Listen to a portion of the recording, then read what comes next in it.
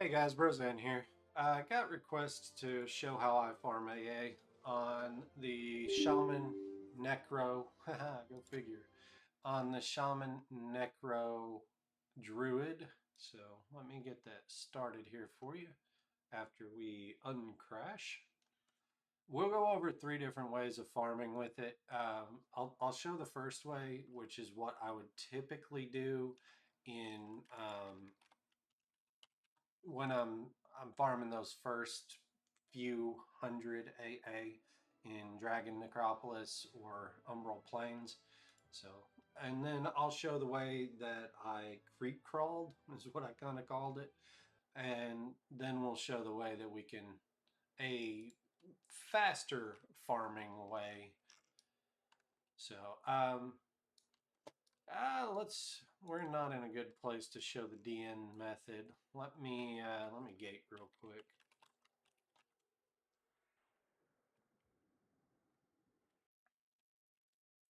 So the first way, when mobs aren't dealing a ton of damage to you, before you're farming the yellows and Plane of Fire, is to just grab everything and let your infectious cloud work it down. So we're going to go to the expedition. We'll do this on the blue mobs. I almost never use my pets. They're just kind of here for auxiliary crap. Need to make sure I've got Levitate and Reptile on as I start. I always target myself just out of habit because I play a lot of attack characters that riposte. We're going to gather up a bunch of junk. And if this were DN or UP, as you're doing this, it's a good idea to run to the side of things so you don't get stunned. Don't be like Brozan.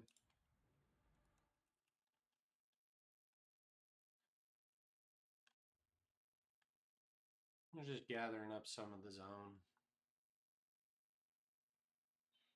Now, the big difference in this and say Bard kiting is we do take damage if Reptile falls off. So make sure to refresh Reptile and then target the front mob and dot it just with one of your fast casting dots. That way Cascade of Decay hopefully hits and you're getting some heals from that. Then we're just going to start spamming Infectious Cloud. The reason for the spam is we want to constantly be trying to apply all of the AA dots. You can see my health bouncing up and down because I didn't do a good job of reapplying there. And then everything dies. I was at 48 AA, so that was a quick 8 AA. Would have been better. I'm talking.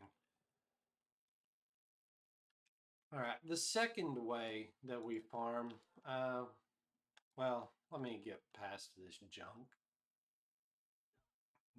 So you guys see how we farm blue stuff. Target self. We're going to get out in front of the pack a little bit. We're going to stop. We're going to cast Aspect on self. We're going to cast Infectious Cloud.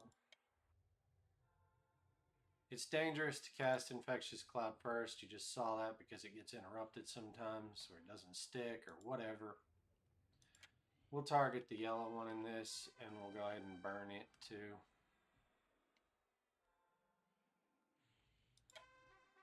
Watch everything die. We can leave now, it's dying.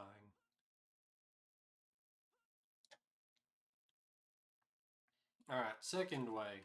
We'll show this here. Doesn't necessarily, these are still able to face tank and spank, but I want to show what we do. So I keep 2 dots on numbers two and 4. So we'll dot this guy.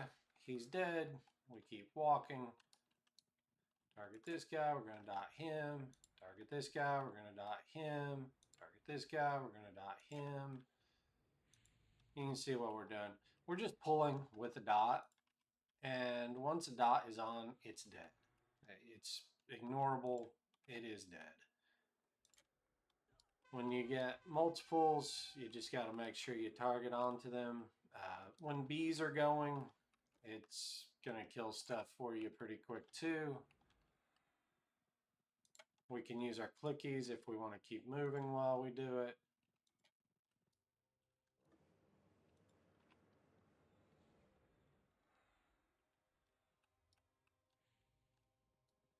And if we see a big group, we can get to the end of it, cast Reptile, cast Infectious Cloud. It's all dying. You'll see some that don't get hit with dots. You can always just single target them, or you can pick them up in the next AoE.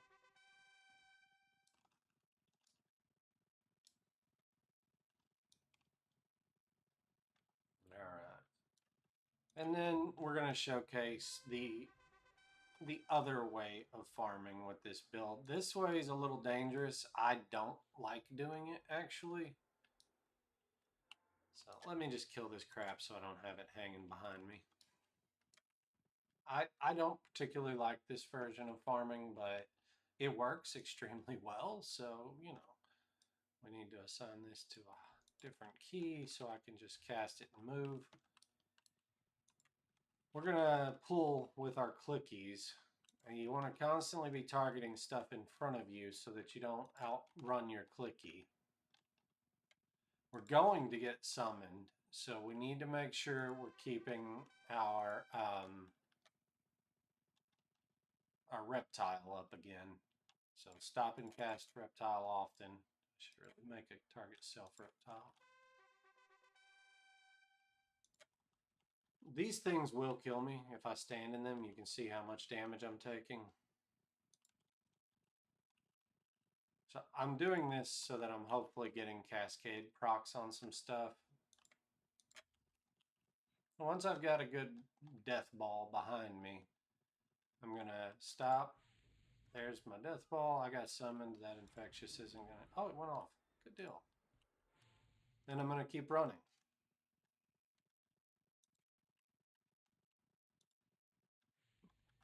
All right, now our ball's kind of bunched up. Get some range. Stop. Infectious cloud. There we go. We need to get out of it again. Kind of like wizard kiting. And then, of course, if you've got some that didn't get hit with the AoE, add a little love to them.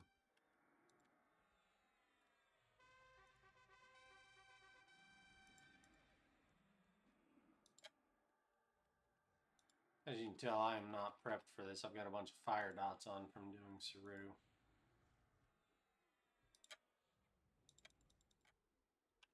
But, you know, in the time we've done this video, we've gained 30 AA. And I'm showcasing what I can do, not just farming as fast as possible. So, yeah, the move and clicky method is the best, in my opinion, for speed. The worst for safety. I prefer the crawl along method.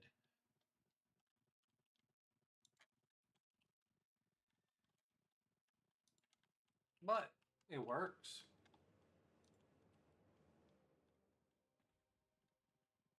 Okay, get that one on.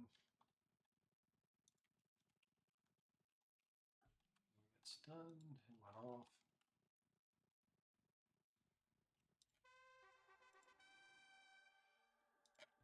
Yeah, that stun hurt us there. This is definitely better with the shamanistic stuff. You gotta know when to leave, though. That was getting scary. Yeah, we don't want to get, we're gonna die here. So that's what you got to be careful with. We're talking and not paying attention. You should always be running. Wait till you're summoned. That way you know you got time. And then cast your AoE. Anyway, guys, showed you how I farmed my AAs on it. It works so much easier in places like Dragon Necropolis where you can just not worry about the damage you're taking. Thanks again. Like, subscribe, and all that fancy shit.